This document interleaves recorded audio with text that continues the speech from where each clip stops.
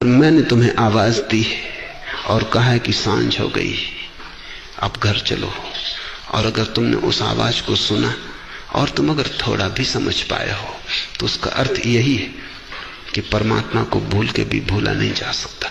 भुलाने की कोशिश कर सकते हो, सफल उसमें कभी कोई भी नहीं हुआ है। परमात्मा को भुलाने की कोशिश असफल ही होती है, वो सफल हो ही नहीं सकती। सफलता संभव ही नहीं है।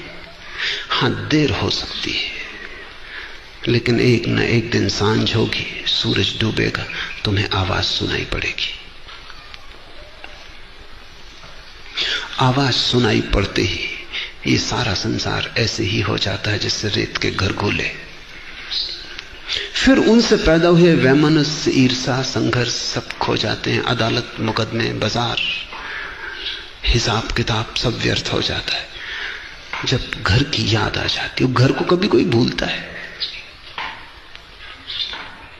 कोई कभी नहीं भूलता है। ठीक ऐसी ही घटना कबीर के जीवन में है। एक बाजार से गुजरते हैं, एक बच्चा अपनी मां के साथ बाजार आया है। मां तो साग सब्जी खरीदने में लग गई है और बच्चा एक बिल्ली के साथ खेलने में लग गया है। वो बिल्ली के साथ खेलने में इतना तल्लीन हो गया कि भूल ही गया कि बाजार में, भूल ही गया कि मां का साथ छूट गया है, भूल ही गया कि मां कहां गई। कबीर बैठे उसे देख रहे हैं।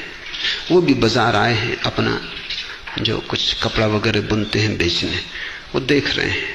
उन्होंने देख लिया कि मां भी साथ थी इसके, और वो जानते हैं कि थोड़ी देर में उपद्रव होगा क्योंकि मां तो बाजार में कहीं चली गई और बच्चा बिल्ली के साथ तल्लीन हो गया है।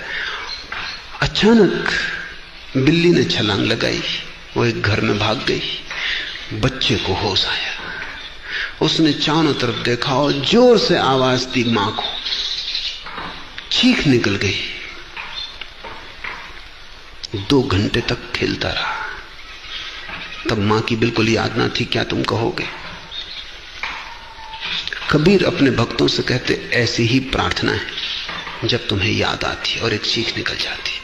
कितने दिन खेलते रहे संसार में, इससे क्या फर्क पड़ता है?